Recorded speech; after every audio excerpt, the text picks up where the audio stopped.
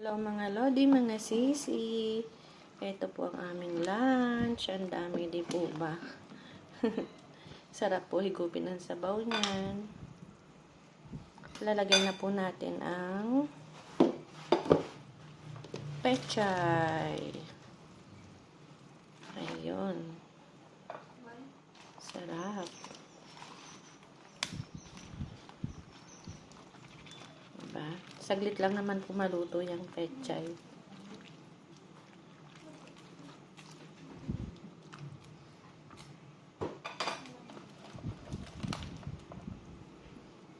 Ayan. Para marami din tayong gulay. Saktong-sakto sa may ubo at sipon. Masarap higupin po yung sabaw. Diba po? Tapos lalagay na po natin ang ating siling haba. Okay. Saglit lang po maluto yan. Thank you for watching mga lodi, mga sisi. Bye!